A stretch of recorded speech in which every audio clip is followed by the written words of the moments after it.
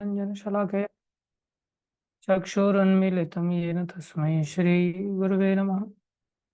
श्रीचैतन्यमनोभीष्टं स्थापितं येन भूतले स्वयं रूपदा मह्यं ददाति स्वपदान्तिकम्।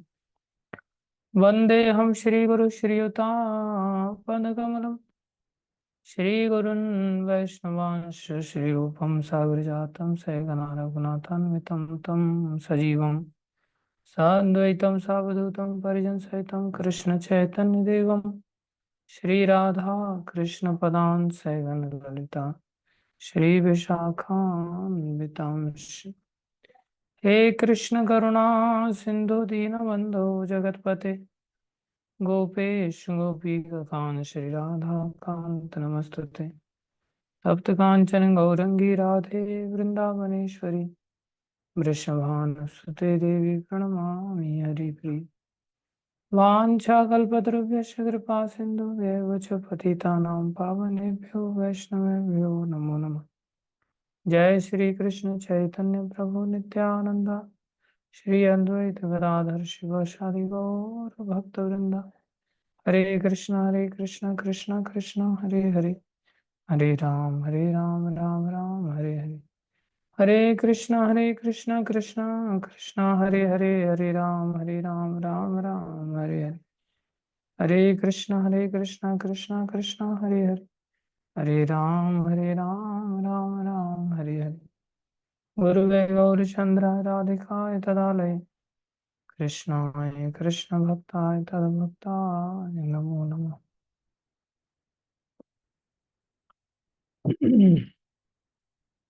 हरे कृष्णा।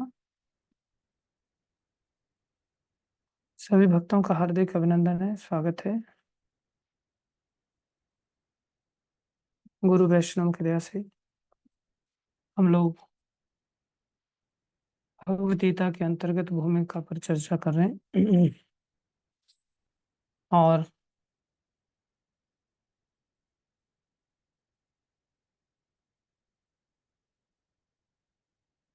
कल हमने देखा था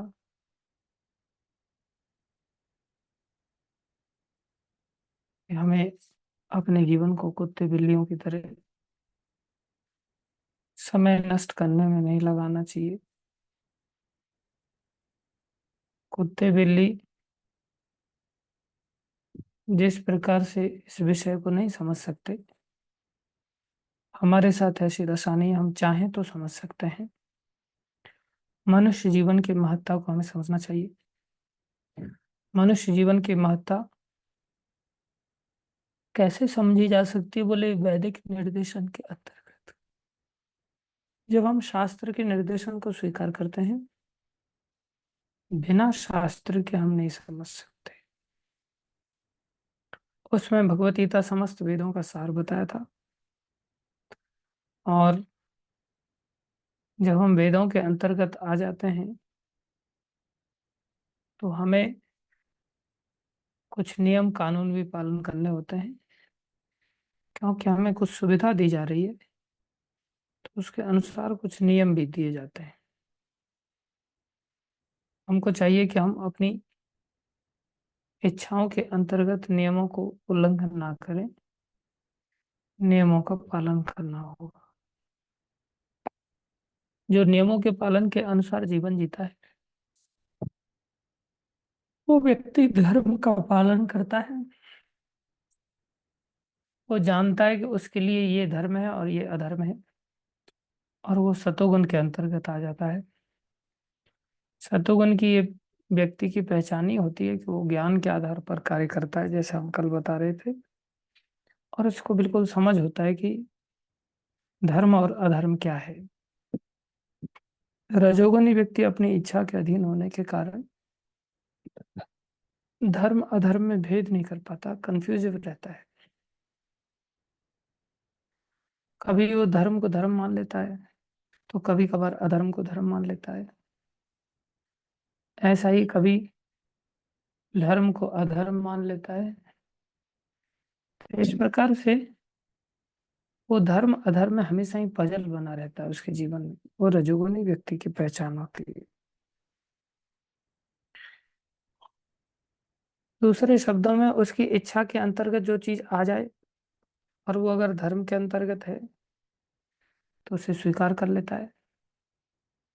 और उसकी इच्छा यदि, अभी जैसे श्रावण मास है और उसकी इच्छा हो जाती है कि भाई चलो लहसुन प्याज नहीं खाना चाहिए, तो वो सोचता है भाई धर्म है लहसुन प्याज का पालन, हम व्रत का पालन करना चाहिए, श्रावण मास में लहसुन प्याज आदि नहीं खानी चाहिए।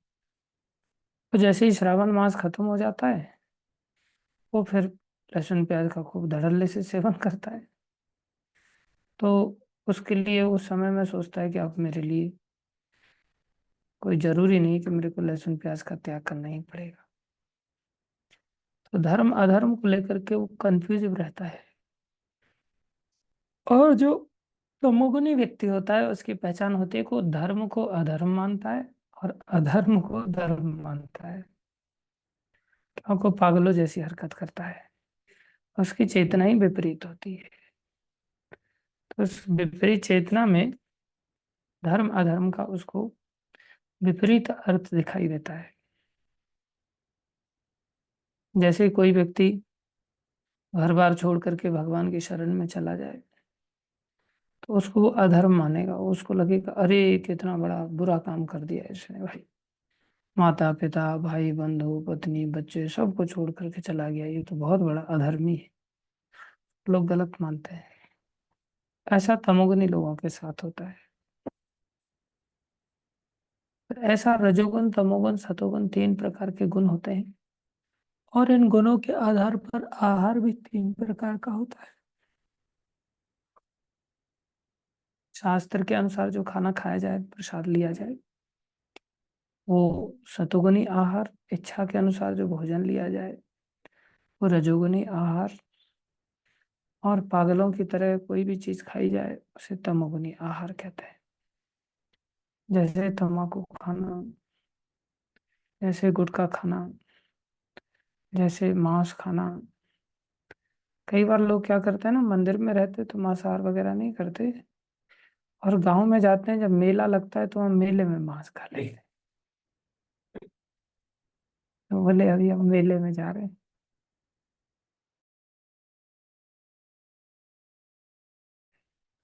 हमारे साथ भी ऐसा नहीं कि हम भी सतुगुनी आहार ही रात दिन लेते रहे। अब लोगों को बोला जाए कि सुबह सुबह आपको केवल फल ही खाना है ब्रेकफास्ट में, और एक और गर्मा गर्म आलू पराठे बने हों, और एक और आपको केले रख दिए जाएं, प्राय हमारा मन उस समय में नियंत्रित नहीं हो पाएगा और फिर हम आलू पराठा खाना चाहेंगे। तो इस प्रकार से हम रजोगुनी आहार या कभी तमोगुनी आहार, समय समय पर हमारे जीवन में ये गुण हमें प्रभावित करते रहते हैं। लेकिन हमें समझना चाहिए कि हमें इन आहारों को नहीं लेना चाहिए, सतोगुनी आहार को ग्रहण करना चाहिए। लेकिन जो तमोगुनी व्यक्ति है उसको एकदम विपरीत लगेगा, उसको लगेगा कि ये लोग अधर्म कर रहे हैं। एक बार भक्ति सिद्धांत महाराज वर्मा में गए प्रचार करने के लिए, तो वहां पर भक्ति सिद्धांत महाराज पूड़ी में घी, हाँ, पूड़ी को घी में फ्राई कर रहे थे। बहुत कठिन हो गया आजकल घी में फ्राई करना, लोगों को तेल भी बड़ी मुश्किल से मिलता है। तो पूड़ियों को घी में फ्राई कर रहे थे, तो अड़ोसी पड़ोसी सब नाक बंद करने लग गए, अरे बड़े बड़ी बास आ रही है, कितनी बदबू आ रही है। जैसे उत्तर भारत में लोग सरसों का तेल यूज करते हैं, पूड़ी पूड़ी बनाते हैं, सब्जी बनाते हैं,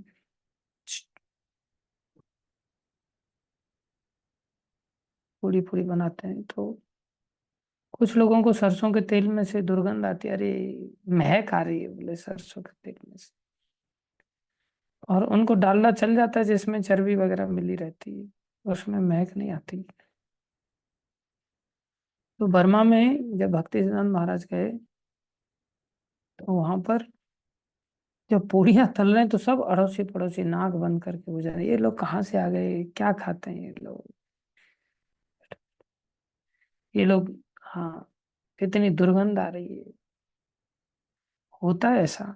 जैसे किडनी का पेशेंट होता है ना, उसको अगर तड़का मार दिया जाए ना कहीं आस पड़ोस में, बढ़िया हींग जीरे का तड़का लगा दिया जाए, तो उसको उल्टी आने लगती है। वो बहुत दूर भागता है उस तड़के से, बीमारी उसको ऐसा बना देती है।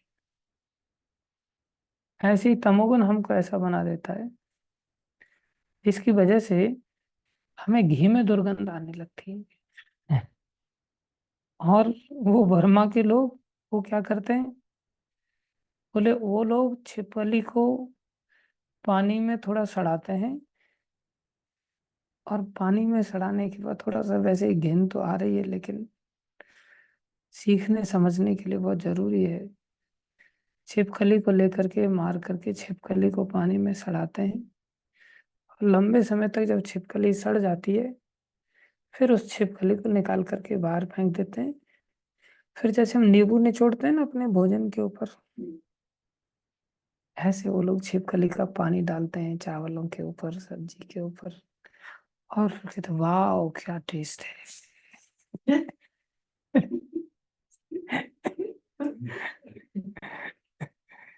छी। तो ऐसा होता है, उनको उसमें दुर्गंध नहीं आ रही है, लेकिन उसको घी में दुर्गंध आ रही है। इतने बेवकूफ होते हैं संसार में लोग। ऐसा क्यों, बोले तमोगुण के अंदर चले गए ना, तमोगुण की बीमारी ने उनको इतना ग्रसित कर दिया है कि अब उनको सड़ी हुई छिपकली में भी नहीं, सिर्फ सड़ी हुई छिपकली का पानी और उसको भी निचोड़ करके खा रहे हैं, छींटे मार करके खा रहे हैं। जैसे भगवान का इत्र हम लोग अपने सिर पर डालते हैं ना, या भगवान का जल छिड़क करके आशीर्वाद ग्रहण करते हैं, ऐसे वो लोग उसे आशीर्वाद समझते हैं, और उनको घी में से दुर्गंध आती है। घी की पूड़ी फ्राई करके नहीं खा सकते। तो यहाँ पर भगवान प्रभुपाद जी बता रहे हैं कि हम जैसे गुण के अंतर्गत रहेंगे, वैसा हमारे ऊपर बंधन चढ़ जाएगा। सतोगुण के अंतर्गत भी बंधन होता है, लेकिन सतोगुण गुणातीत होने के लिए नजदीक की अवस्था है। जैसे 12वीं करने के बाद ही आदमी को बीए में एडमिशन मिलेगा, या ग्रेजुएशन में एडमिशन मिलेगा। वो 5वीं से सीधा ग्रेजुएशन करने नहीं जा सकता।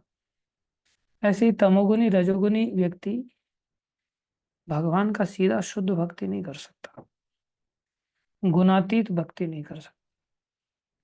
जिस भक्ति में केवल प्रेम होता है, बोले वो भक्ति के स्तर तक आने के लिए उसको सतोगुण से होकर गुजरना पड़ेगा। तो सतोगुनी आहार उसे समझने होंगे। ये सब चीजों का वर्णन, बोले इन सब का विशद वर्णन हुआ है। प्रभुपाद जी लिख रहे हैं, इन सब का विशद वर्णन हुआ है, और यदि हम भगवत गीता के उपदेशों का ठीक से उपयोग करें तो हमारा संपूर्ण जीवन शुद्ध हो जाए। बस बड़ी सरल सी बात है। ये बात हम सबको अपने जीवन में बिठा लेनी चाहिए कि सारी समस्या हमारे जीवन में अशुद्धि के कारण है। गुरु महाराज हमेशा ही हर प्रवचन में प्राय इस बात को बताते कि भाई हमें अपनी सत्ता को शुद्ध करना है। तो शुद्ध कैसे होंगे, बोले गीता के उपदेशों का पालन करें। हम सैनिटाइजर लगा करके शुद्ध नहीं हो सकते, उल्टा वो तो अपवित्र होता है। कीटनाशक होता है, लेकिन अल्कोहल होता है उसके अंदर, अपवित्र होता है। इसलिए संसारी उपाय से हम शुद्ध नहीं हो सकते। यदि हम भगवत गीता के उपदेशों का ठीक से उपयोग करें, प्रभुपाद जी लिख रहे हैं। अभी गीता को हम पढ़ते ही ठीक से नहीं है, तो उपदेशों का पालन कहाँ से करेंगे ठीक से। बस फॉर्मेलिटी के लिए कभी गीता खोल लिया या गीता क्लास अटेंड कर लिया, जैसे तैसे करके जोर जबरदस्ती ऊपर से आदेश आ जाता है तो कर लेते हैं, नहीं तो फिर बात गई रात गई। कौन सा लेना देना गीता से हमें। कभी मन में ऐसा आता है कि यार ये श्लोक हमसे पूरा जीवन में नहीं उतार पा रहे, एक दो श्लोक भी अगर हम उतार पाए जीवन में, वो भी बहुत बड़ी बात हो सकती है। एक एक श्लोक तारक है, उद्धार कर सकता है। इसलिए सारी समस्याएं अशुद्धि के कारण है, और सब आनंद शुद्धि से प्राप्त होगा। यहाँ पर बता रहे हैं कि हमारा संपूर्ण जीवन शुद्ध हो जाए, और अंततः हम अपने गंतव्य को प्राप्त कर सकेंगे। हमारा गंतव्य भगवान का धाम है। जो इस भौतिक आकाश से परे है, यद गत्वा न निवर्तन्ते तद्धाम परमम मम। आजकल लोग बुद्धिहीनता के कारण वो सोचते हैं कि हमारा जीवन एंजॉयमेंट के लिए बना है साहब, शुद्धि के लिए नहीं। हर व्यक्ति सोचता है एंजॉय करना है, एंजॉय नहीं।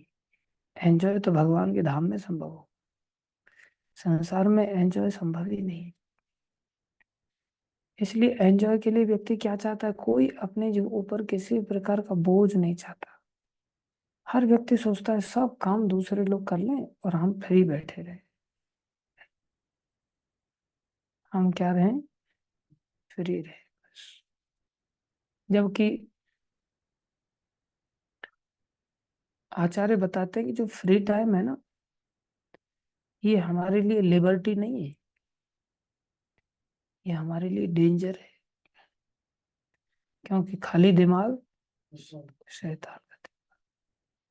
हम और अपनी अशुद्धि को बढ़ा रहे हैं फ्री होकर के, बस पड़े हुए हैं बिल लेना देना ही।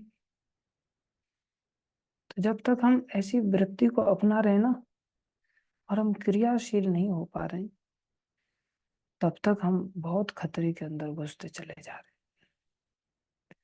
इसलिए ये बात हमें समझनी होगी कि हमें एंजॉयमेंट नहीं, शुद्धिकरण करना, आत्मा के स्तर पर आना है। प्रभुपा जी आगे अब और भी बातें समझा रहे हैं, कृपा करके ध्यान से सुनो। यहाँ तक कल हम चर्चा कर चुके थे। यह गंतव्य सनातन आकाश या नित्य चिन्मय आकाश कहलाता है। अब सनातन की परिभाषा प्रभुपा जी बता रहे कि सनातन धर्म क्या चीज होती है। यह गंतव्य सनातन आकाश, जहां हमें जाना है, जो हमारा घर है, वो सनातन आकाश है या नित्य चिन्मय आकाश कहलाता है। चिन्मय मतलब दिव्य, जो जड़ नहीं। इस संसार में हम पाते हैं कि प्रत्येक पदार्थ क्षणिक है। प्रत्येक पदार्थ कैसा है, क्षणिक। क्षणिक समझते हैं, थोड़ी देर में खत्म होने वाला। अब कोई कहे कि भाई ये बोतल तो थोड़ी देर में खत्म नहीं हो रही, ये तो कई सालों से राधा मोहन प्रभु यूज कर रहे थे, अब मैं यूज कर रहा हूँ इसको। बोतल कैसे क्षणिक है, कैसे क्षणिक है। और यहाँ लिख रहे हैं कि हम इस संसार में पाते हैं कि प्रत्येक पदार्थ क्षणिक है। क्या गलत कह रहे हैं प्रभुपा जी? और ये नष्ट तो हो नहीं रही है क्षणिक। किसके कंपैरिजन? नहीं, धाम के कंपैरिजन में नहीं। क्षण की परिभाषा क्या है? उस समय में नष्ट हो जाता, थोड़ा समय, बहुत थोड़ा समय। तो अनंत काल के समय में अगर ये 5 साल में नष्ट हो जाए, तो 5 साल भी कितना हो जाएगा, थोड़ा ही कहलाएगा ना। इसलिए, और ऐसा नहीं है कि आज ये नष्ट नहीं हो रही है, अभी भी इसमें कहीं ना कहीं से कलर जा रहा है, कहीं ना कहीं से जंग लग रही है, कहीं ना कहीं से टूट रही है, फूट रही है, कुछ ना कुछ तो हो रहा है। हर क्षण हर सेकंड जो वस्तु पहले थी वो अगले सेकंड नहीं रहने वाली। इसलिए हर माइक्रो सेकंड में भी चीजें बदल रही हैं, और वो हमें नहीं दिखाई दे रही। हमें ना भी दिखाई दें तो भी संसार में 10 साल के अंदर दिखाई दे जाती है कि भाई ये चीज ऐसी थी और ये नष्ट हो गई। गाड़ी घोड़ा लेकर के आते, खड़ी रखते, खड़े खड़े टायर खराब हो जाते, यूज नहीं कर रहे फिर भी सब चीजें खराब हो जाती। तो ये हमें समझना होगा कि यह गंतव्य, हाँ, इस संसार में हम पाते हैं कि प्रत्येक पदार्थ क्षणिक है, अर्थात यह उत्पन्न होता है, कुछ काल तक रहता है, कुछ गौण वस्तु उत्पन्न करता है, क्षीण होता है और अंत में लुप्त हो जाता है। ये 6 परिवर्तन प्रभुपा जी ने गीता में बताए, भूमिका में प्रभुपा जी यहाँ बता रहे हैं। संसार की ये वास्तविकता है। कौन से 6 परिवर्तन है?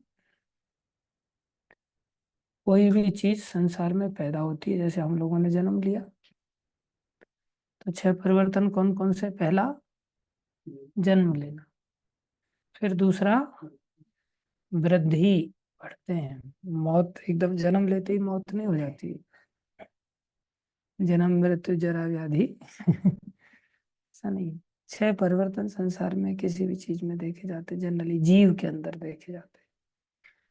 जन्म लेता है और फिर वृद्धि होती है, बढ़ता है, फिर क्या होता है बढ़ने के बाद? बूढ़ा बन जाता है। बूढ़ा एकदम से नहीं होता, थोड़े समय एक जैसा रहता है, थोड़े समय युवावस्था पर रहता है, एक जैसा रहता है। और उसके बाद फिर कुछ बाई प्रोडक्ट्स जनरेट करता है, अर्थात अपनी संतानें पैदा करता है कि नहीं? और उसके बाद फिर बूढ़ा होने लगता है, उसे क्षय कहते हैं। और उसके बाद फिर राम नाम सत्य, मर जाता है। कितने परिवर्तन हो गए? कौन कौन से? पहला जन्म, दूसरा वृद्धि, तीसरा स्थिर रहता है, स्थिरता कहते हैं, एक जैसा रहता है, स्थिरता। पांचवा, चौथा बच्चे पैदा करता है, बाई प्रोडक्ट्स पैदा करता है। पांचवा बूढ़ा हो जाता है, और छठवां हरि बोल हो जाता है, मर जाता है। ये 6 परिवर्तन हैं, प्रत्येक जीव को इस संसार में झेलने पड़ते हैं। भौतिक संसार का यही नियम है, चाहे हम इस शरीर का दृष्टांत लें या फल का या किसी अन्य वस्तु का।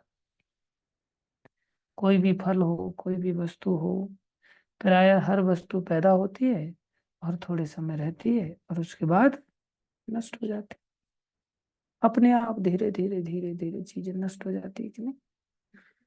इस टेबल पर कुछ दिन पहले कोई भक्त आए थे, तो उन्होंने फल ला करके रखे, तो वो पॉलीथिन में रखे थे। तो मैंने ऐसे हाथ लगाया 2-3 दिन बाद, मैं सोचा ये फल अच्छे लग रहे हैं, देखा तो मेरी उंगलियां ही घुस गई उसमें, वो पूरा सड़ गया था वो। गनीमत थी कि मैं पॉलीथिन के ऊपर से ही हाथ लगा रहा था, तो पॉलीथिन के अंदर ही फूट गया वो। फिर उसमें से दुर्गंध आने लगी। मैं बोला, भैया इसको फेंक क्या हो, रखे रखे ऐसा, किसी ने उसको मारा नहीं, पीटा नहीं, कोई दबाया नहीं, कुछ नहीं, अपने आप ऐसा अंदर ही अंदर पानी बन गया, सड़ गया वो। ऐसा हो जाता है। मैंने आप लोगों को दिखाया नहीं, नहीं तो आप लोग कहते प्रभु जी न खाते हैं न खिलाते हैं, सड़ा लेते हैं अपने पास चीजों को। इसलिए मैंने बोला चुपके से फेंक दो इसको, और फेंक दिया फिर उसे।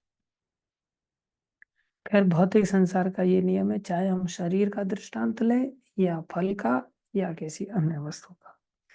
किंतु इस क्षणिक संसार से परे एक अन्य संसार है, जिसके विषय में हमें जानकारी है। प्रभुपाद जी लिख रहे हैं, दूसरा संसार भी है। कौन सा संसार है वो?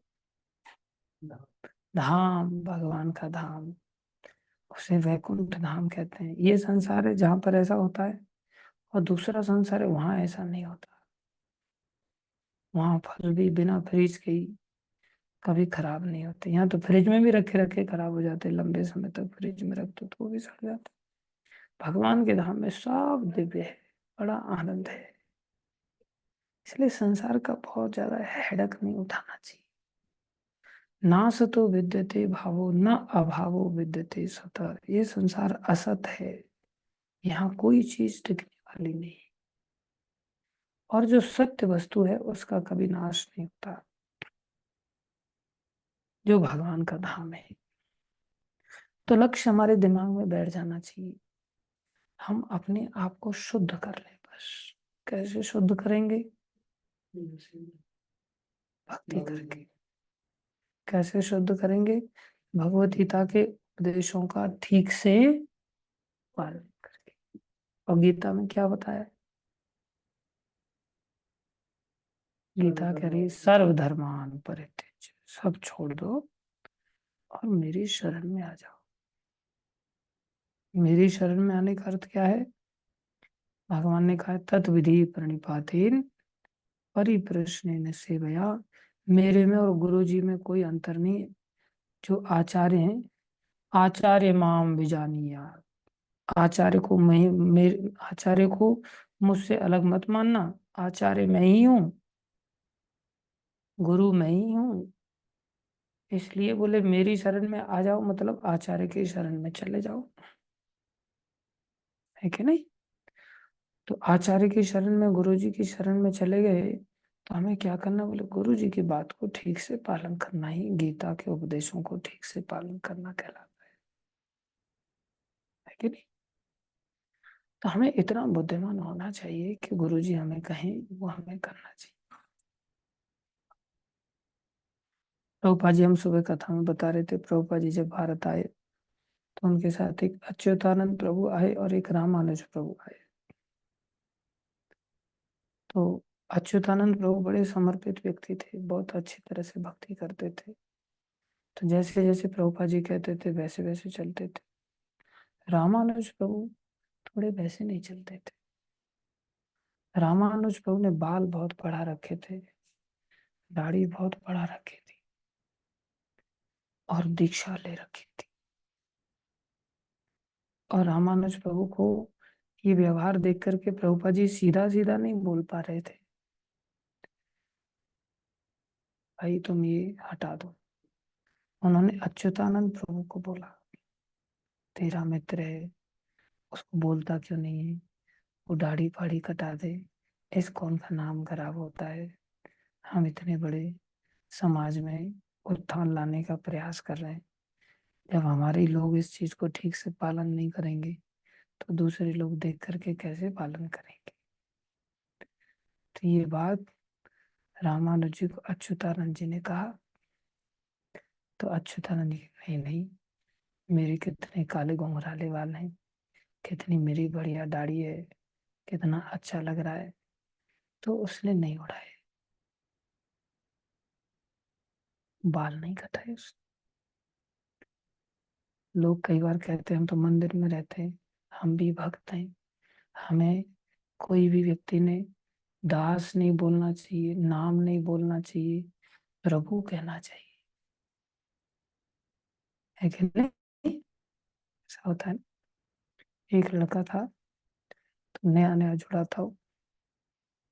तो जब हम हॉस्टल में वहां रहते थे तो मैंने, भक्तों में आदत पड़ जाती है प्रभु कहने की, तो मैंने उसको बोला कि उसका नाम लेकर के कि रमेश प्रभु। तो उसने दूसरे भक्त को जाकर के बताया कि आज मेरे को बहुत खुशी मिली जीवन में। बोले, कैसे। बोले मेरे को प्रभु कहा किसी ने। क्या कहा, प्रभु कहा। प्रभु शब्द सुनने में कितना अच्छा लगता है ना।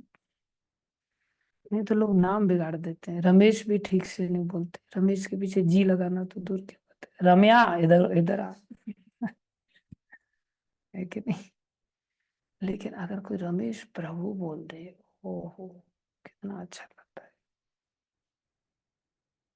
इसका मतलब हम प्रभु बनना चाहते हैं। क्या बनना चाहते हैं। जबकि भक्त बनने के लिए जब दीक्षा मिलती है तो उसमें क्या नाम लगाया जाता है, दास। और जब दास हमारा नाम लग जाता है, तो दास नाम लग जाने के बावजूद भी कोई हमें बोले, हे सचिनंदन दास इधर आ, वो सुनना पसंद करेंगे, या सचिनंदन प्रभु कोई बोलेगा वो सुनना पसंद करेंगे।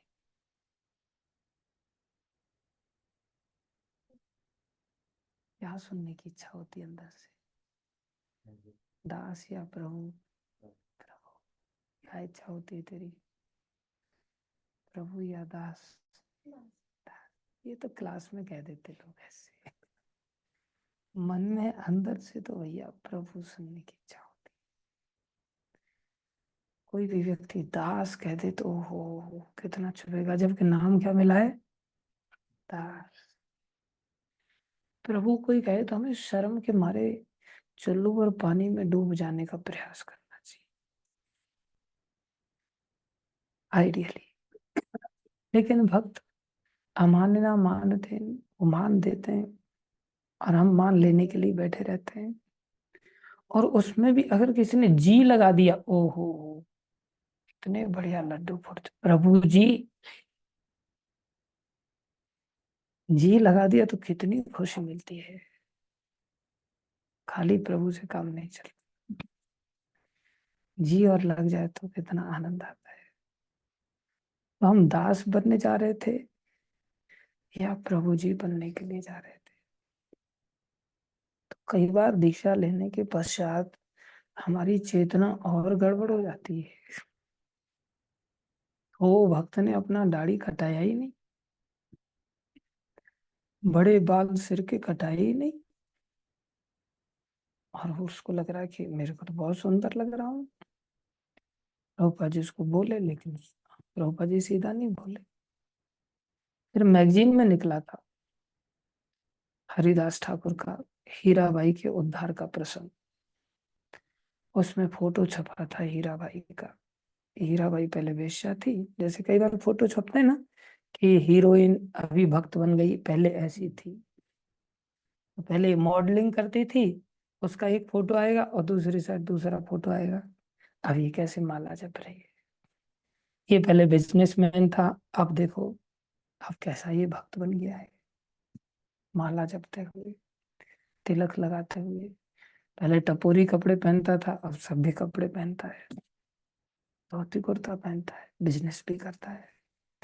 पहले ये विद्यार्थी ऐसा टपोरी था, बालों की हेयर स्टाइल ऐसी राधे की करके घूमता था, सलमान खान वाली, और सिगरेट फूकते हुए ऐसे छल्ले उड़ाता था धुआं की। अब देखो माला झोली लेकर के, हाथ खड़े करके अब ये डांस करता है। ऐसे दो दो फोटो आ जाते हैं। तो वहाँ दो फोटो छपे थे, हीराबाई वेश्या का एक वेश्या वाला फोटो छपा था, उसमें बड़ा सुंदर श्रृंगार आदि उसने किया है, बालों को भी बड़ा खोल के रखा हुआ है, और बालों से भी आकर्षण होता है ना, तो उसका वो वाला फोटो था। और दूसरे फोटो में वो तिलक लगा करके, साड़ी पहन करके, और सर मुंडन कर दिया उसने, सिर पे बाल मुड़ा दिए, स्त्री होकर के सिर के बाल मुड़ा दिए। बालों से कोई आकर्षण नहीं, बोले अब बहुत हो गए बालों को ऐसे सजाना संवारना, उसने छोड़ दिया।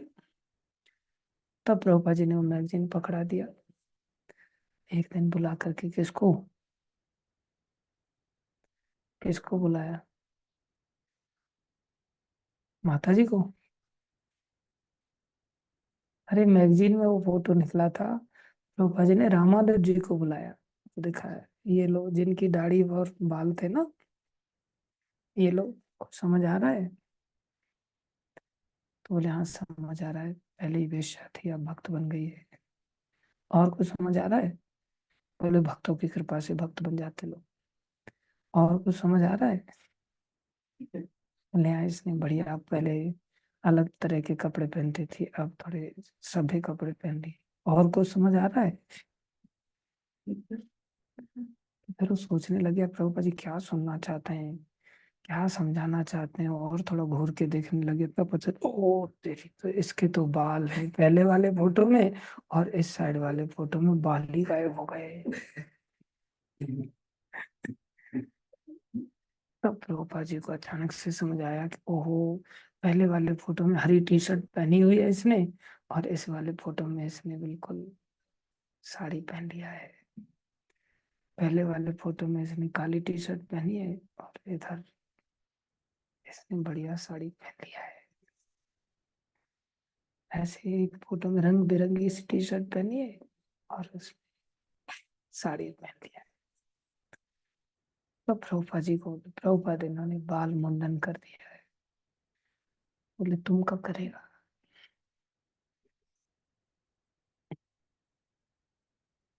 तब फिर वो गया और जाकर के बालों का मुंडन कर दिया।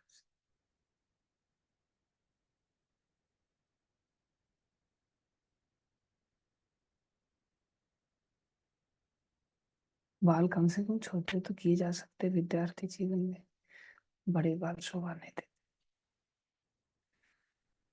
और जो मंदिर में रह रहा है तो उसको तो बाल शोभा ही नहीं देते, चाहे कितना भी खोपड़ी कैसी भी हो, कटपट लगे हो खोपड़ी में, तो भी टेंशन नहीं लेना चाहिए।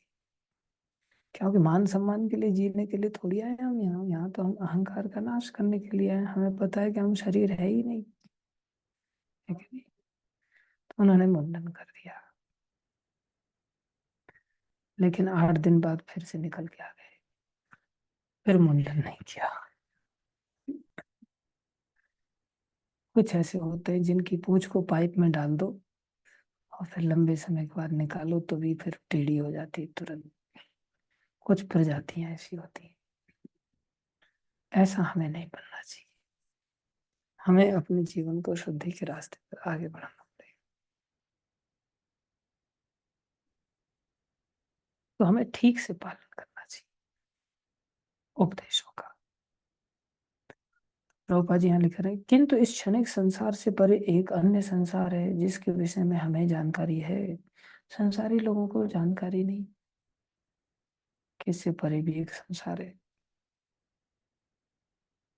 उस संसार में अन्य प्रकृति है जो सनातन है। ये विशेष बात है। यहाँ संसार में कोई भी चीज सनातन नहीं है। सनातन किसको कहते हैं?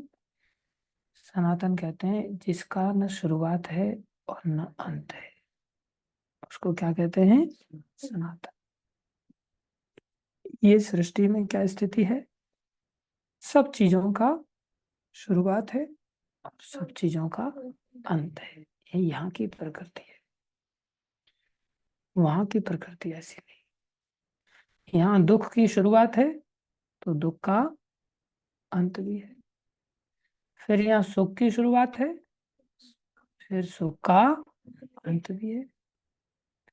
दिन की शुरुआत है, फिर दिन का अंत भी है। रात्रि की शुरुआत है, रात्रि का अंत भी है। जवानी की शुरुआत है, जवानी का अंत भी है। पैसे आने की शुरुआत है, फिर पैसे आने का अंत भी है। फिर पैसे जाने की शुरुआत है, फिर पैसे जाने का अंत भी है। संसार में हर चीज का ऐसे मान सम्मान आएगा संसार में, उसकी शुरुआत है।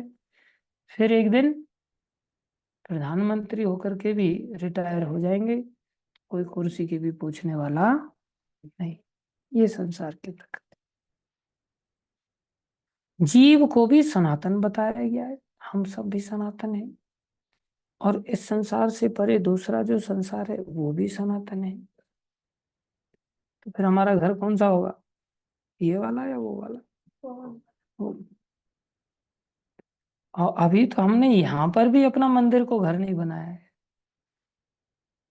मंदिर में भी हम सोचते बागेश्वर वाला मेरा घर है नहीं? प्रयागराज वाला मेरा घर है, नागपुर वाला मेरा घर है, उत्तर काशी वाला मेरा घर है, जम्मू वाला मेरा घर है, माठ वाला मेरा घर है, अमृतसर वाला मेरा घर है।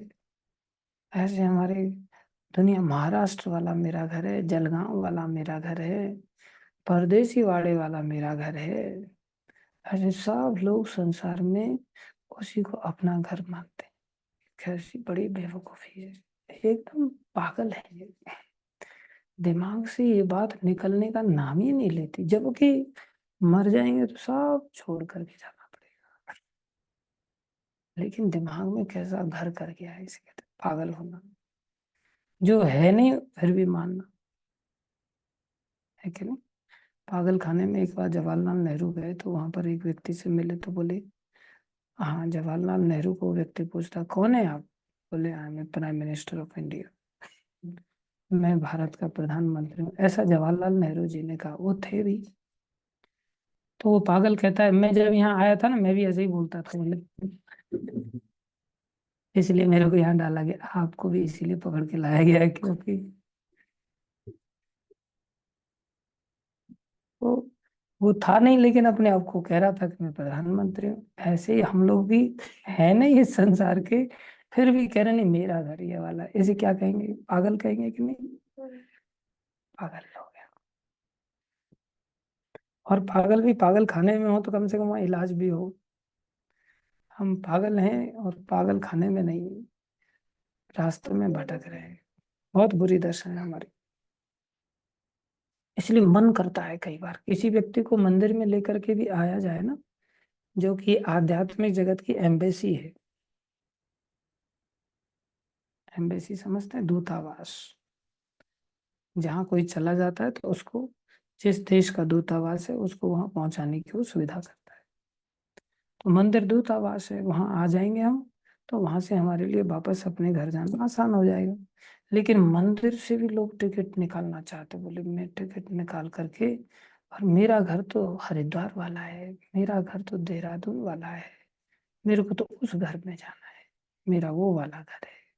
कैसी भी है, जिसके विषय में हमें जानकारी है, उस संसार में अन्य प्रकृति जो सनातन है, जीव को भी सनातन बताएगा, और 11वें अध्याय में भगवान को भी सनातन बताया गया है। देखो 3 चीजें हैं, भगवान सनातन है, हम सनातन है, और भगवान का धाम सनातन है। 3 चीजें। तो हम यहाँ जो सनातन नहीं है, टेम्परेरी है, वहां क्यों रहेंगे? ऐसी चीजों के संपर्क में क्यों रहेंगे जहां पर जो चीजें ही सनातन नहीं, और जबकि हम सनातन हैं। तो हमें फिर कहाँ रहना चाहिए? सनातन जगह पर ना। और किसके पास रहना चाहिए? सनातन भगवान के पास रहना चाहिए। फिर कितना अच्छा हो जाएगा। इतनी बड़ी बात बता रहे। हमारा भगवान के साथ घनिष्ठ संबंध है, और चूंकि हम सभी गुणात्मक रूप से एक है, सनातन धाम, सनातन भगवान तथा सनातन जीव, 3 चीज। अब इसे चौथी चीज निकल के आई, अतएव गीता का सारा अभिप्राय हमारे सनातन धर्म को जागृत करना है। क्योंकि हम सनातन है, भगवान सनातन है, भगवान का धाम सनातन है, हम वहां चले जाएंगे, तो बोले हमारा धर्म भी सनातन जागृत होना चाहिए। धर्म कहते हैं काम करने को लेकर के। किसको लेके? काम करना। हमारे जो कार्य हैं वो सनातन होने चाहिए। अब संसार के जो कार्य हैं, क्या वो सनातन है? संसार के कार्य सनातन नहीं होते। संसार के जो कार्य हैं उनकी शुरुआत होती है और उनका अंत हो जाता है। लेकिन भगवान के जो कार्य होते हैं, आत्मा के जो कार्य होते हैं, भगवान के धाम के जो कार्य होते हैं, वो सब कैसे होते हैं? सनातन। तो हमारा सनातन धर्म जागृत हुआ है कि नहीं हुआ है, कैसे पता चलेगा? बोले हमारे कार्यों में सनातन कार्य आया क्या?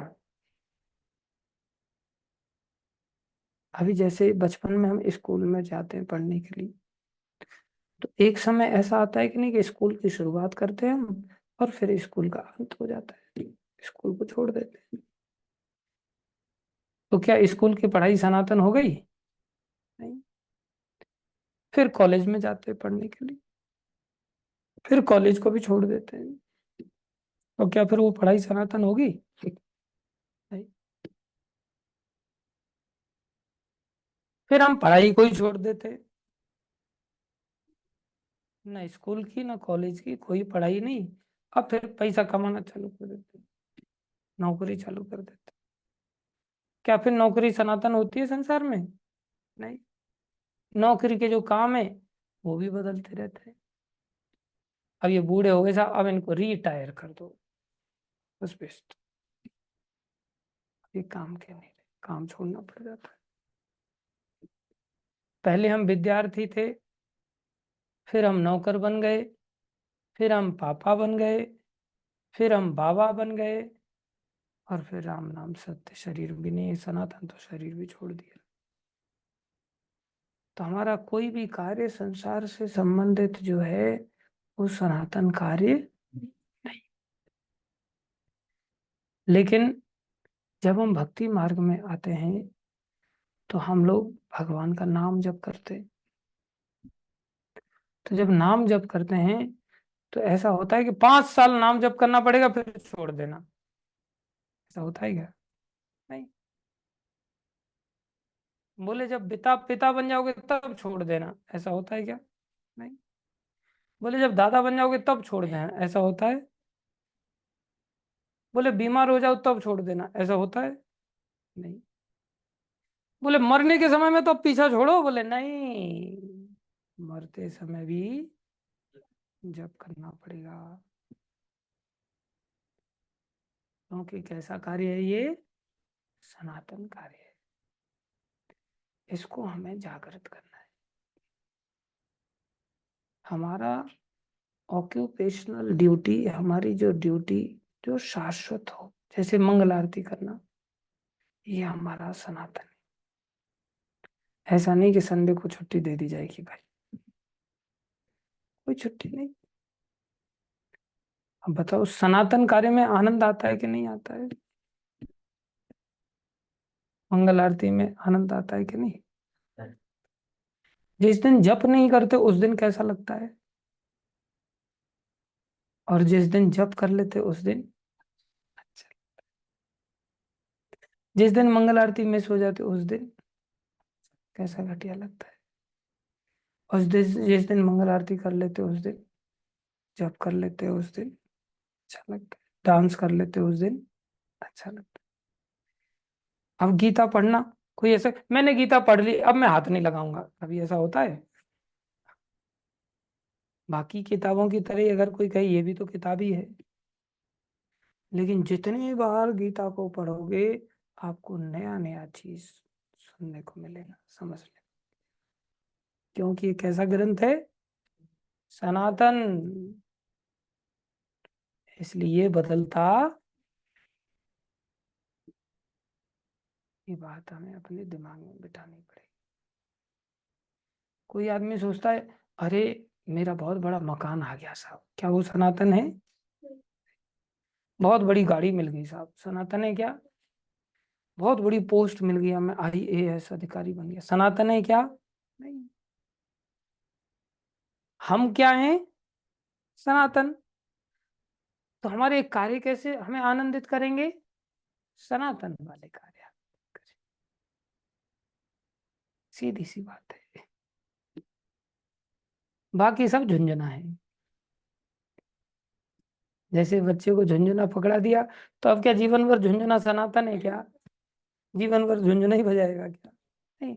झुंझुने में कितनी खुशी मिल रही थी बच्चे को, किसी ने छीन लिया एकदम रोने लग जाता है एकदम से, है कि नहीं? लेकिन वो झुंझुना आगे खुशी नहीं देता। अब बाद में चल के कोई उसे झुंझुना पकड़ा ले, तू झुंझुना बजा, तू रोता था पहले बचपन में। ये तेरा झुंझुना मैंने संभाल के रखा था, तू कुछ नहीं करेगा, दिन भर झुंझुना बजाएगा वो। अब उसे जबरदस्ती कोई करेगा तो प्रसन्न होगा या रोएगा वो? अब झुंझुना देने वाले को लेकर के रोएगा, तू मेरे को झुंझुना क्यों पकड़ा रहा है? है कि नहीं? तो संसार के जितने भी कार्य हैं ये सब झुंझुना वाले कार्य हैं। और हम अपने जीवन में खूब झुंझुना बजाते रहते हैं, बस पूरा जीवन अलग अलग तरह के झुंझुना देखते, और उन झुंझुनों को पकड़ा करके एक दूसरे को बजा बजा करके खुशी का इजहार करते हैं। इतनी अच्छी बात प्रभुपा जी यहाँ बता रहे हैं। हमारा भगवान के साथ घनिष्ठ संबंध है, और चूंकि हम सभी गुणात्मक रूप से एक हैं, सनातन धाम, सनातन भगवान तथा सनातन जीव, सबके अंदर एक ही गुण आ रहा है, सनातन।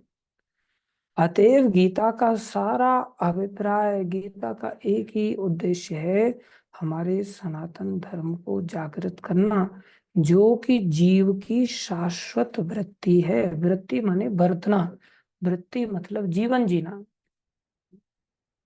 तो हमें कैसा जीवन जीना है? बोले सनातन वाले कार्य करना है। भगवान की अर्चना करनी है तो रोज अर्चना करनी है, भगवान को ड्रेस पहना है तो रोज ड्रेस पहनाना है, मरते दम तक वही काम करना है। भगवान का मंदिर मार्जन करना है तो मंदिर मार्जन करना है, भगवान का भोग बनाना है तो भोग बनाना है, भगवान की कथा कहनी है तो कथा कहनी है, भगवान का प्रचार करना है तो प्रचार करना है, मंदिर निर्माण करना है तो मंदिर निर्माण करना है। ये सब कैसे कार्य है? एक ही कार्य को हम जीवन भर करते रहेंगे, सारे कार्य ऐसे दिव्य हैं। बाकी संसार में कुछ भी दिव्य, कुछ भी फिक्स। सब टेम्परेरी। हम अस्थायी रूप से विभिन्न कर्मों में लगे रहते हैं, अस्थायी रूप से, टेम्परेरीली। किंतु यदि हम इन क्षणिक कर्मों को त्याग कर, देखो, इन सब क्षणिक कर्मों को त्यागना होगा। संसारी जितने भी काम हैं, यश मान पूजा लाभ प्रतिष्ठा आदि विषय भोग आदि, संसार में लड्डू पेड़ा, इन सब चीजों के लिए जो काम करते हैं हम, उन्हें त्याग कर परमेश्वर द्वारा प्रस्तावित कर्मों को ग्रहण कर लें। बस, भगवान ने जो हमें काम दिए हैं उसको ग्रहण कर लें, तो हमारे ये सारे कर्म शुद्ध हो जाएंगे। फिर हमारा सोना भी शुद्ध हो जाएगा, खाना भी शुद्ध हो जाएगा, नहाना भी शुद्ध हो जाएगा, घूमना फिरना शुद्ध हो जाएगा। सिर्फ और सिर्फ हमें आज्ञा का पालन, निर्देशित कर्मों को ग्रहण कर, परमेश्वर द्वारा प्रस्तावित कर्मों को ग्रहण कर लें। जैसे प्रभुपाद जी परमेश्वर के द्वारा भेजे गए संत है ना, तो उन्होंने क्या काम दिए? भाई रोज सुबह उठ जाओ, मंगल आरती कर लो, नहा लो धो लो, समय से सो जाओ, रोज प्रसाद खाओ, भगवान के नाम का जप करो, कीर्तन करो, प्रचार प्रसार करो, बाकी सब चिंताएं तुम्हारे सिर से हटा दो, मेरे सिर पर डाल दो। तो प्रभुपाद जी ने सारे संसार की सब व्यवस्थाएं कर दी कि नहीं कर दी? बड़ी सरल सी बात। हम रोज रोटी खा रहे हैं कि नहीं खा रहे हैं? प्रभुपाद जी की बदौलत तो खा रहे हैं। कौन सा कमाने धमाने जा रहे हैं, क्या नहीं? लेकिन इन कामों को ठीक से करना चाहिए। फिर रामानुज जी की तरह नहीं, मेरे को तो ये अच्छा लग रहा है मैं यही करूंगा, मेरे को तो वो अच्छा लग रहा है मैं तो वही करूंगा, मेरे को तो ऐसा करना अच्छा लग रहा है मैं तो ऐसा करूंगा, वैसा करना अच्छा लग रहा है वैसा करूंगा। नहीं, क्षणिक कार्यों को त्याग कर परमेश्वर द्वारा प्रस्तावित कर्मों को ग्रहण कर लें, तो हमारी सारे कर्म शुद्ध हो जाए। यही हमारा शुद्ध जीवन कहलाता है। इसी को शुद्ध जीवन कहते हैं। सनातन धर्म, सनातन धर्म बहुत अच्छी बात है। इसको थोड़ा सा कल भी हम विस्तार से समझेंगे। सनातन धर्म एग्जैक्टली कहते किसको है? बहुत सारे लोग सनातन धर्म मंदिर, हम तो सनातनी है साहब, हम तो सनातन धर्म का पालन करने वाले हैं, बाकी कोई सनातनी नहीं है, मारो सबको। वो जानते ही नहीं कि सनातन धर्म का वास्तविक अर्थ क्या है। सनातन धर्म का मोटा मोटा अर्थ हमने समझा, शाश्वत कर्म, शाश्वत कार्य, जो कभी बदलते नहीं, जो हमेशा करने होते हैं, जो आत्मा के कार्य हैं, उसे सनातन धर्म कहते हैं। कल के दिन थोड़ा इस पर और चर्चा करें। धन्यवाद सभी का धैर्यपूर्वक श्रवण करने के लिए। कोई प्रश्न है किसी का तो पूछ सकते हैं, एक दो प्रश्न ले लेंगे, हमारे पास 5 मिनट है।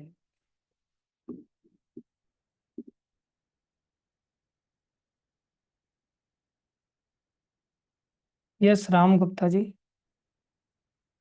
ओहो।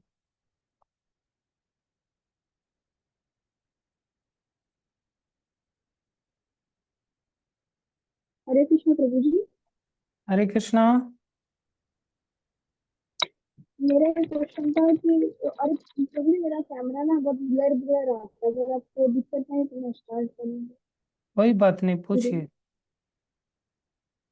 जी, मेरा क्वेश्चन था कि मैंने ना भगवद गीता अभी अटेंड करना शुरू किया। मैंने आपको बस ऐसे यूट्यूब पे देखा था, मतलब ऐसे फिल्टर लगा के सर्च किया था कि कोई भी अगर वैष्णव ऐसे भगवद गीता के लेक्चर ले रहा हो तो उसको अटेंड करना चाहते थे रेगुलरली। तो मैं मेरा मतलब एक तरह से पहला लेक्चर है, तो क्या मैं यहाँ से कर सकती हूँ, जो आपके पुराने रिकॉर्डेड है वहां से? आप यहाँ से भी कंटिन्यू कर सकते हैं, और पहले वाले जो रिकॉर्डेड हैं उनको भी समय मिले तो सुन सकते हैं, बाकी यहाँ से कंटिन्यू कीजिए, जब जागे तभी सवेरा, कोई टेंशन की बात नहीं। ठीक है। हरे कृष्णा। ठीक है यस। प्रभु। हरे कृष्ण। यस प्रियंका माता। हरे कृष्ण प्रभु जी, दंडवत प्रणाम। दंडवत प्रणाम। मेरा है ना सवाल चैंटिंग के रिलेटेड था।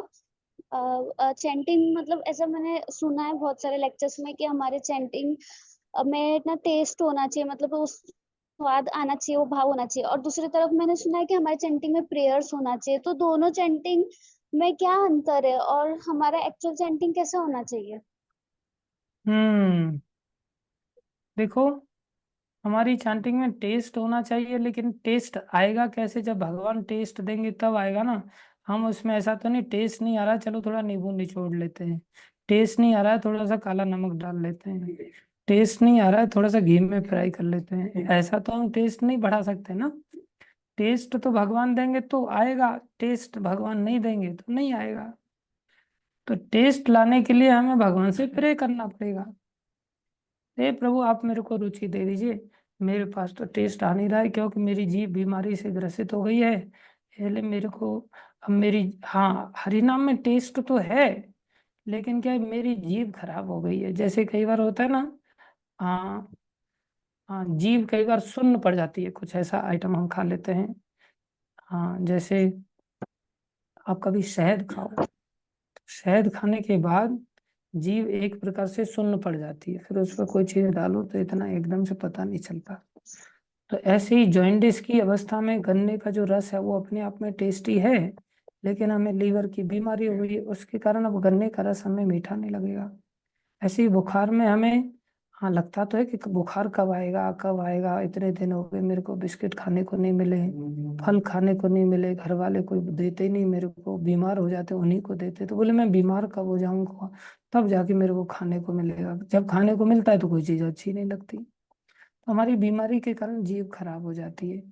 वस्तु में टेस्ट आ रहा है अपनी जगह पर, लेकिन हमारी समस्या है। ऐसे ही हमारे अनर्थों के कारण अभी हमें भगवान के नाम में वैसा टेस्ट नहीं आता। किसी को आता है तो वो अच्छा भक्त है, नहीं आ रहा है तो उसको प्रे करना पड़ेगा भगवान से कि प्रभु मेरी बीमारी को ठीक कर दो, और फिर मेरे को टेस्ट आने लग जाएगा।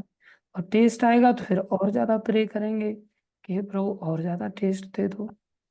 तो इस तरह से फिर हम एक स्तर पर ऐसे चले जाएंगे, इतना टेस्ट आएगा इतना टेस्ट आएगा कि फिर हमें जीवा को रोकना पड़ेगा, अरे कब तक जपेगी तू, थोड़ा सा बंद हो जा, मेरे को बात भी कर लेने दे किसी के साथ। फिर जीवा पे इतना आनंद आ जाएगा, फिर प्रे करेंगे प्रभु अब काम करना भारी हो रहा है, कुछ दूसरे लोगों से वार्तालाप भी करनी होती है, अब थोड़ा सा जप करने के बजाय कुछ और भी काम करने जीवा को दे दो। तो ऐसे टेस्ट बहुत बढ़ जाता है प्रे करते करते करते करते। प्रभु जी बट है ना मतलब जब तक टेस्ट नहीं आता तब तक तो इनअटेंटिव चैंटिंग होती रहेगी और उस दौरान फिर बहुत सारा नाम अपराध भी होता रहेगा, तो कैसे चलेगा? हाँ बहुत अच्छी बात है। तो हमें टेस्ट जब तक नहीं आएगा तब तक इनअटेंटिव चैंटिंग तो होगी, लेकिन बुद्धि से हमें अटेंटिव चैंटिंग करनी पड़ेगी। जैसे पढ़ाई में टेस्ट नहीं आता, फिर भी हमें अटेंशन पे करना पड़ता है, बुद्धि लगानी पड़ती है। एक होता है नेचुरली किसी काम को करना, एक होता है हाँ किसी लोभ में आकर के जैसे तैसे करके उसको मन लगा के करना। तो पढ़ाई में किसी का टेस्ट तो नहीं आता, लेकिन पढ़ाई के परिणामों को जब हम बुद्धि से समझ लेते हैं तो फिर उसको टेस्ट लेकर के पढ़ना पड़ता है जबरदस्ती। तो ऐसे ही इनअटेंटिव चैंटिंग हमें नहीं करनी है, जैसे तैसे करके हमें अटेंटिव होना है और प्रेइंग फुल मूड में प्रार्थना करना है, और फिर अपने आप ही टेस्ट आ जाएगा, बहुत जल्दी टेस्ट आ जाएगा, चिंता की बात नहीं है। और फिर नाम अपराधों से हम बच जाएंगे। ठीक है। ठीक है प्रभु जी। हरे थैंक यू, कृष्ण। धन्यवाद। हरे कृष्णा। हरि बोल। यस ऋचा माता। हरे कृष्णा प्रभु जी, धन्यवाद प्रणाम। हरे कृष्णा प्रणाम। प्रभु जी आप एक लेक्चर में ना बोल रहे थे ना कि आप मतलब मेरे लिए गार्डिंग बोल रही थी, आप प्रचार कर रहे हो, तो मुझे प्रभु जी उस दिन इतना फील हुआ, मैंने प्रचार करना बंद कर दिया हुआ था, मुझे लग रहा था कि मैं ही नहीं कर पा रही हूँ तो मैं कैसे करूँ। तो वो हम्म। लेक्चर आया कि नहीं करना चाहिए। तो प्रभु जी मैंने ना एक छोटी सी ट्रिक अपनाई थी अपनी क्लास के अंदर। मैंने बच्चों को बोला था कि हम ना हरि नाम पे प्रैक्टिकल करते हैं, आप सिर्फ एक राउंड करो, तो मुझे उसके बाद अपने एक्सपीरियंसेस लिख के भेजो, मतलब कैसा आपको फील हुआ। तो प्रभु जी मैंने ना वो चीज को एक एक्सपेरिमेंट के तौर पे यूज किया उनके लिए। उन्होंने, कुछ बच्चों ने मतलब अच्छे रिव्यू दे, सभी ने बोला एनर्जेटिक लगा, ये लगा।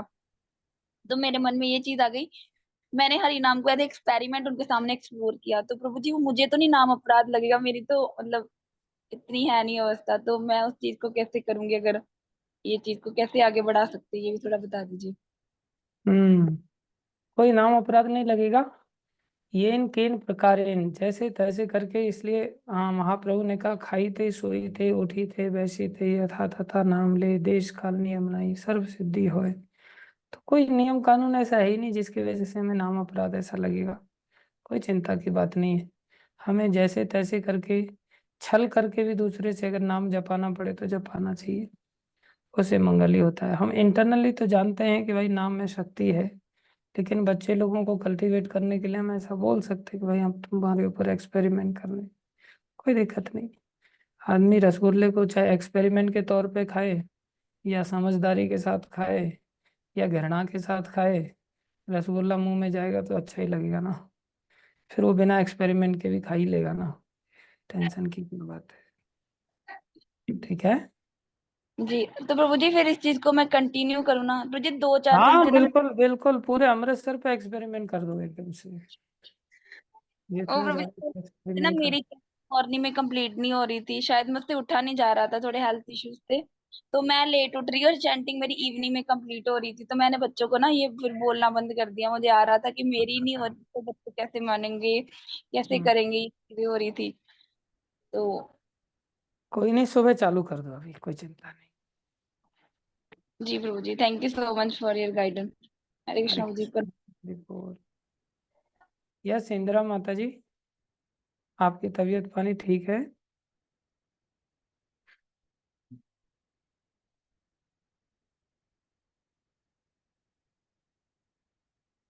आप अनम्यूट करो अपने आप को।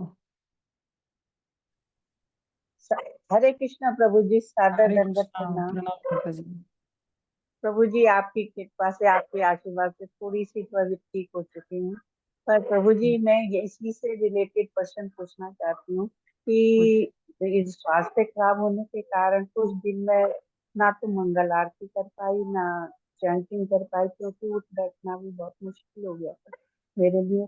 तो ये अपराध तो मुझसे हुआ है, ये इस अपराध को कैसे मैं वो करूँ, दूर करूँ अपराध की, क्या सजा मुझे मिलेगी? हाँ, इसकी बहुत भारी सजा है, और इसकी सजा ये है कि आप फिर से ये सब चालू कर दीजिए, वही भारी सजा है।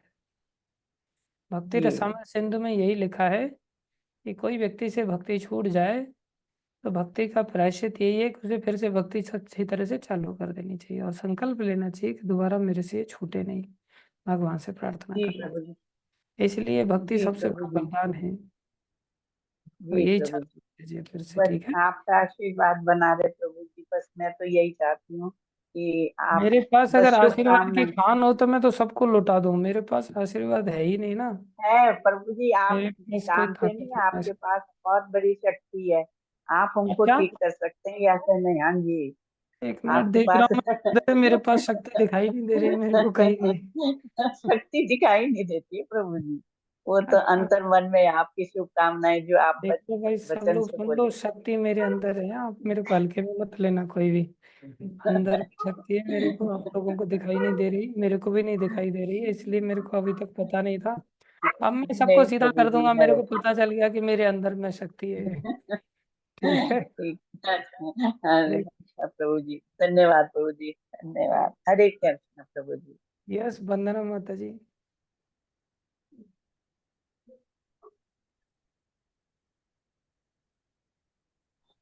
हरे कृष्ण प्रभु जी। हरे कृष्णा, दंडवत प्रणाम। धन्यवाद प्रभु प्रणाम जी, माता जी। प्रभु जी आपसे ना हमने एक जो लाइन थी ना, उसका मतलब मुझे बड़ा अच्छे से समझ आया, विद्या ददाति विनयम वाला ना।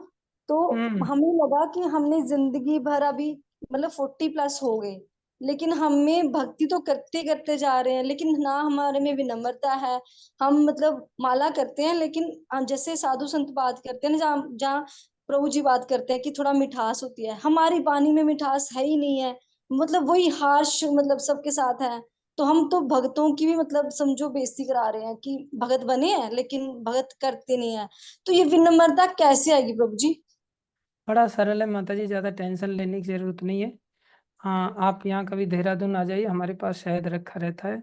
आप शहद का एक घड़ा ले लीजिए, जब भी बोलना हो थोड़ा सा चाट लेने का, और फिर मिठास के साथ आपकी आवाज आएगी। ये तो मैं मजाक कर रहा था।